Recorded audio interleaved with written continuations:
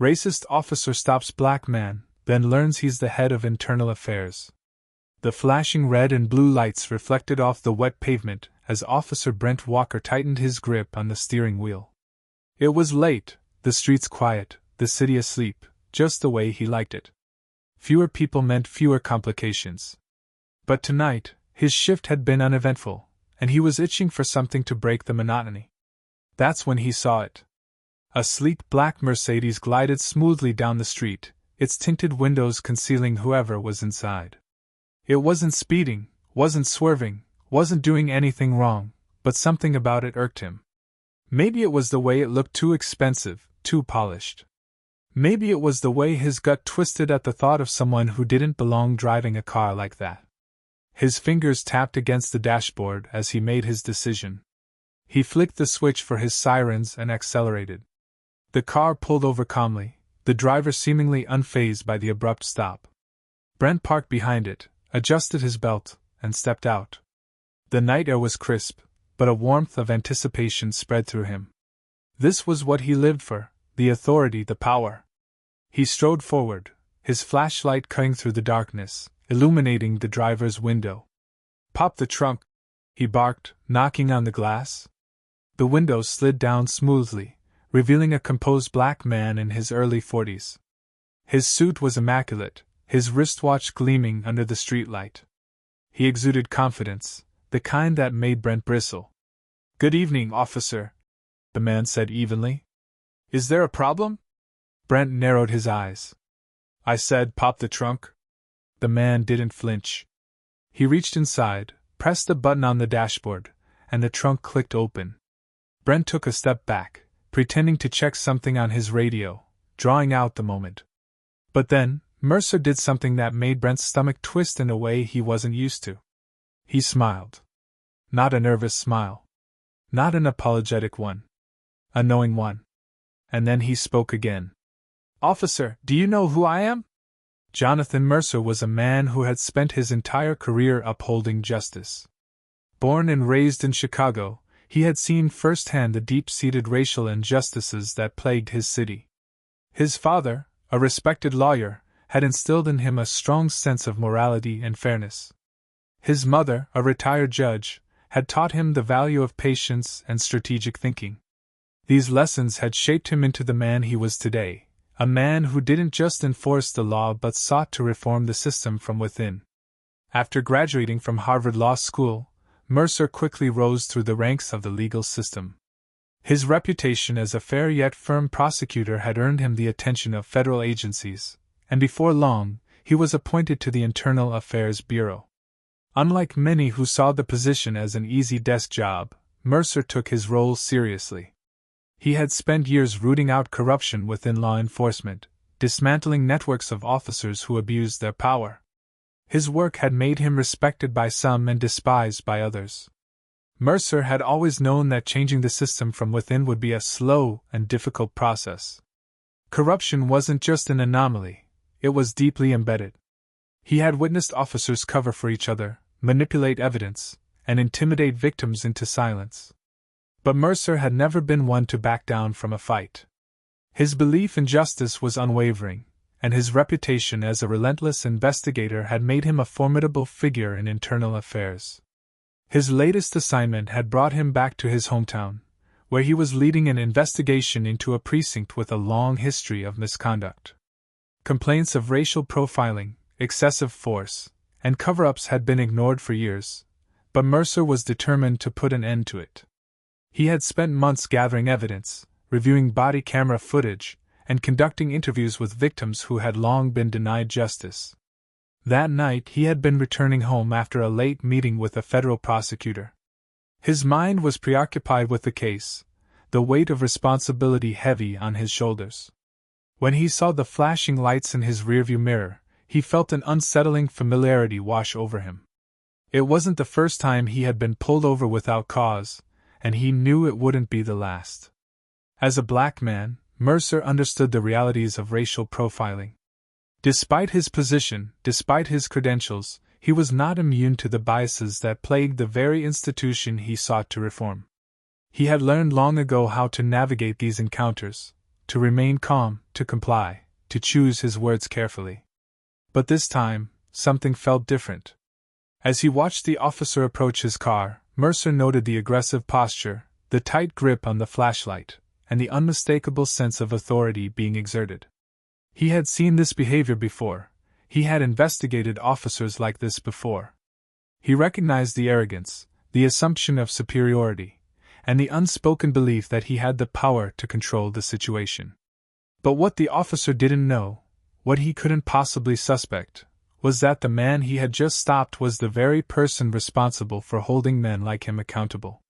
Mercer remained composed as the officer barked his orders, his expression unreadable. He knew exactly how this encounter would unfold, how the officer would try to assert dominance, how he would attempt to intimidate him. But Mercer wasn't afraid. Tonight, justice was about to take a different turn. Officer Brent Walker was used to being in control. His job had given him authority, and he thrived on it. He knew that the average person feared confrontation with the police, and he wielded that fear like a weapon. But tonight, something felt different. There was something about this man, the calmness, the self-assuredness, that put him on edge. Brent had pulled over dozens of black men before, some nervous, some defiant, but none like this. Jonathan Mercer stood outside his car, hands in his pockets, his expression unreadable. His tailored suit, polished shoes, and poised demeanor didn't fit Brent's usual expectations. "You fit a description," Brent said again, trying to reassert control of the situation. Mercer nodded slightly. "That's interesting," he said, his voice smooth. "What description would that be?" Brent wasn't expecting that. Most people either protested or accepted the claim without question. He hesitated for a fraction of a second before covering it up with a scowl. "Just answer the questions," Brent snapped. "Where are you coming from?" Mercer held Brent's gaze, then slowly reached into his jacket. Brent tensed, his hand hovering near his holster. But Mercer wasn't reaching for a weapon. Instead, he produced a small, leather-bound identification wallet and flipped it open. The golden badge glinted in the dim streetlight. "Jonathan Mercer. Internal Affairs," he said simply. Brent's stomach dropped. His grip on his flashlight tightened, and his pulse hammered in his ears. Internal Affairs. The watchdogs. The ones who investigated misconduct, who got officers suspended or fired. Brent's mouth went dry. "You're joking," he muttered, barely able to keep the disbelief out of his voice. Mercer smiled faintly. "No, Officer Walker. I'm not." Brent's mind raced. How had he ended up in this situation?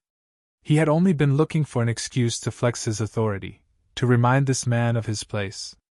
Now, he was standing face to face with someone who had the power to dismantle his career with a single report. Mercer took a step closer, his voice dropping just enough to make the tension in the air crackle. "Tell me, Officer Walker," he said, tilting his head slightly. "What exactly was the reason for this stop?" Brent felt the walls closing in. His usual tactics, intimidation, vague accusations, prolonged detainment, were useless here. He knew that any misstep, any false move, could be the one that put him under formal investigation. He needed to regain control. "I was doing my job," Brent said, straightening his posture. "Routine traffic stop." Mercer arched an eyebrow. "Routine?" he echoed. "I wasn't speeding. I didn't run a light. And yet you ordered me out of my vehicle and demanded to search my trunk. That doesn't sound routine." Brent clenched his jaw. He wanted to argue, to push back, but the usual words felt hollow in the face of Mercer's unshakable presence.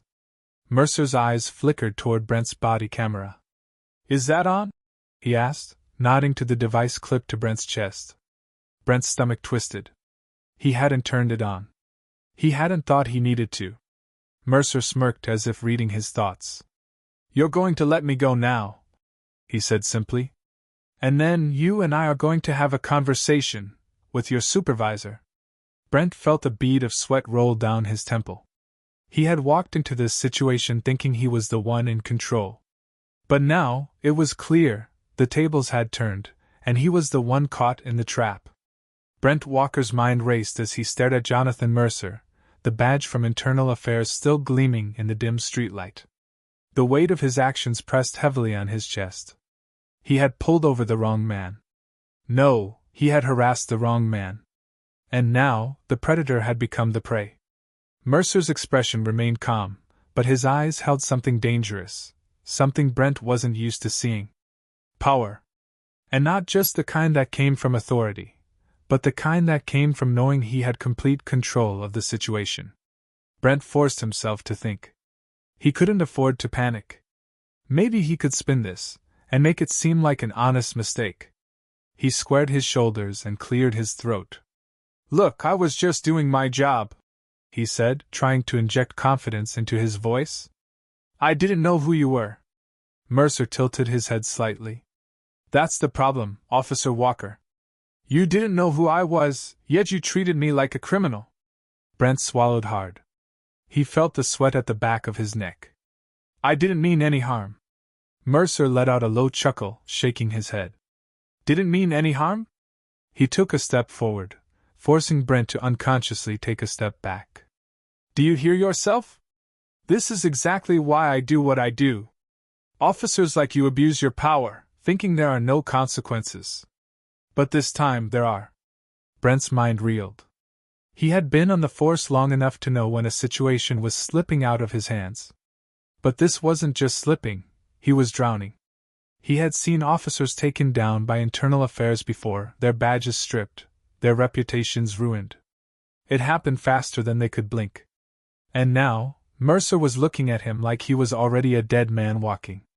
Brent opened his mouth, ready to say something, anything, to de-escalate, but Mercer cut him off. "Turn around." Brent blinked. "What?" "You heard me," Mercer said, his voice steel. "Turn around, hands on the car." Brent hesitated. You can't do this." Mercer took another step forward, his presence towering. "I can. And I will. You see, unlike you, I have the authority to make sure justice is served. I can make one call, and your entire career is over." Brent's breath hitched. He had always been the one in control, the one making the calls, the one deciding someone's fate. Now, the roles had been reversed, and he didn't like the feeling one bit. He turned around slowly, pressing his palms against the cool surface of his patrol car. His heart pounded in his chest as he felt Mercer step closer. "I should take you in," Mercer said, his voice dangerously low. "But I want to hear it from you, Officer Walker.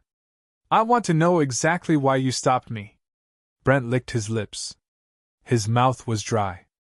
I don't know," he admitted. "I just saw the car and—" "And what?" Mercer pressed. "Saw a black man in an expensive car and assumed he was up to no good?" Brent squeezed his eyes shut. "I made a mistake," Mercer scoffed. "A mistake?" He leaned in, his voice a whisper now. "This isn't just a mistake, Officer Walker. It's a pattern. And I have a feeling this isn't the first time you've done something like this." Brent's stomach twisted. He had always gotten away with it before. The complaints, the accusations, they had never stuck. He had friends in the department who covered for him. But Mercer was different. Mercer wasn't going to let this go. A long silence stretched between them. Finally, Mercer took a step back. "Get in your car, Officer Walker."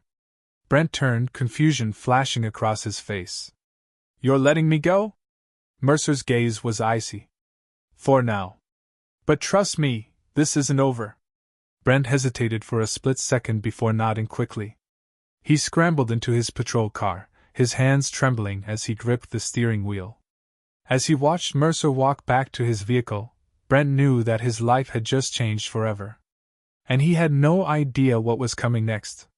Brent Walker sat in his patrol car, gripping the steering wheel with white-knuckled hands. The engine idled, but he couldn't bring himself to shift into gear. His mind was spinning, the gravity of what had just happened sinking in like a stone. Jonathan Mercer wasn't just another civilian he could intimidate. He wasn't just some random black man he had pulled over on a whim. He was in Internal Affairs. And Brent had just made the biggest mistake of his career. A knock on the window jolted him out of his daze. His heart leaped into his throat as he turned to see Mercer standing there, his face unreadable. Brent hesitated before rolling down the window. "You're still here," Mercer observed, his voice even. Brent swallowed hard. "I was just leaving." Mercer studied him for a moment before nodding. "Good. But before you do, I need you to understand something." He leaned in slightly. "This isn't over, Officer Walker." Brent's pulse pounded in his ears. He wanted to protest, to make excuses, to somehow talk his way out of this, but he knew it was pointless. Mercer had already seen everything he needed to see. Mercer straightened up, crossing his arms. "Do you know what happens next?" Brent forced himself to hold Mercer's gaze. "You report me." Mercer nodded. "That's right. I report you. And then Internal Affairs launches a full investigation into your conduct. Every traffic stop, every complaint that's ever been filed against you, it all gets brought to the surface." Brent's chest tightened. He had a record. Nothing major, nothing that had stuck, but enough to paint a picture. Enough to make him look exactly like the kind of officer Internal Affairs wanted to weed out. Mercer continued, his voice dropping just slightly. "And I'm going to make sure this isn't buried. I'm going to make sure you answer for every abuse of power you've committed." Brent's fingers clenched around the wheel. He could feel his career slipping through his grasp. His entire life was built around the badge, around the authority it gave him. Without it, who was he? A beat passed before Mercer spoke again. "Unless..." Brent's head snapped up. "Unless what?" Mercer's expression remained impassive. "Unless you make this right." Brent frowned. "What do you mean?" Mercer took a step back, giving him a long, measured look. "You've got two choices, Officer Walker. Either this goes the way I just described, or you change. You start holding yourself accountable. You report the corruption in your department. You stop harassing people for no reason." Brent felt the weight of those words settles over him. The idea of turning on his fellow officers, of betraying the very institution that had protected him for so long, made his stomach churn. But the alternative was worse. Losing his badge, losing his livelihood, and being branded as one of the bad cops. He had spent years thinking he was untouchable, but now he knew the truth. Mercer waited, giving him time to process. Then, in a softer tone, he added, "This is your chance, Brent. To be better. To actually serve and protect instead of abuse and exploit." Brent let out a shaky breath. He could see the path ahead, and it terrified him. But for the first time in his career, he understood something vital. He had been standing on the wrong side of justice for too long. Finally, he gave a slow nod. "What do I have to do?" Mercer studied him for a moment before responding. "Meet me tomorrow. We're going to talk about your department." Brent knew this was it. The point of no return. With another deep breath, he gave one last look at the badge pinned to his chest and nodded. Tomorrow, everything will change. The following morning, Brent Walker sat in his patrol car, staring at his reflection in the rearview mirror. The weight of the previous night's events bore down on him like an anchor. His mind replayed Mercer's words over and over again. "This is your chance, Brent. To be better." For years, Brent had justified his behavior. He had told himself that the system worked the way it did for a reason, that enforcing his authority was part of maintaining order. But now, for the first time, he saw himself as others did, an enforcer of fear rather than justice. Mercer had given him an ultimatum, and Brent knew that ignoring it wasn't an option. He exhaled slowly before stepping out of his car and heading into a small diner where Mercer was waiting. The man was already seated in a booth, a cup of coffee in front of him. He looked up as Brent approached, gesturing to the seat across from him. "I wasn't sure you'd show," Mercer said, his tone neutral. Brent hesitated before sitting down. "Neither was I." Mercer nodded, taking a sip of his coffee before setting the cup down. "You know why we're here." Brent ran a hand over his face. "You want me to report my department. Turn in the people I work with." "I want you to tell the truth," Mercer corrected. I want you to acknowledge the corruption, the profiling, the abuse that's been allowed to go unchecked. I want you to be honest about the role you played in it. Brent clenched his jaw. The idea of going against his fellow officers, of betraying the people he had called his brothers, made his stomach turn. But then he thought of all the people he had unjustly harassed, the lives he had made harder simply because he could. How do I even start? He asked quietly. Mercer leaned forward. You document everything. Every instance of misconduct you've seen. Every officer who has abused their power. You give me names, dates, details. Brent swallowed hard. And what happens then? Then we build a case, Mercer said. Internal Affairs will investigate, and if enough evidence is found, the department will be forced to take action. Brent exhaled sharply, leaning back in his seat. He knew what this meant. His career would never be the same. If he cooperated, he would become a pariah among his peers. But if he didn't, he would lose everything anyway. After a long silence, he met Mercer's gaze. I'll do it. Mercer studied him for a moment before nodding. Good. But understand this, Brent, this won't be easy. People will turn on you. You'll face pressure from all sides. But if you truly want to change, you have to see this through. Brent clenched his fists. I get it. Mercer slid a card across the table. This is my number. I want you to call me once you've started compiling the information. We'll go from there. Brent took the card, staring at it for a long moment before slipping it into his pocket. Okay. Mercer stood up, tossing a few bills on the table to cover his coffee. You made the right choice, Walker. Don't back out now. As Mercer walked out of the diner, Brent sat still, the reality of what he had just agreed to wash over him. He wasn't sure what the future held, but one thing was certain: he couldn't keep pretending that everything was fine. It was time to take responsibility. Time to be better. Months later, Brent found himself in a courtroom, sitting on the witness stand. The investigation had exposed a web of corruption within his precinct, leading to multiple suspensions and criminal charges. The fallout had been swift and brutal, and Brent had lost many so-called friends in the process. But as he testified, revealing the systemic misconduct that had festered in his department, he felt something he hadn't felt in years: relief. He had done the right thing. He had finally chosen justice over loyalty. As he stepped down from the stand, he caught Mercer's eye in the crowd. The man gave him a small nod of approval. Brent returned it, a silent acknowledgement of the path they had both taken. It wasn't redemption. But it was a start.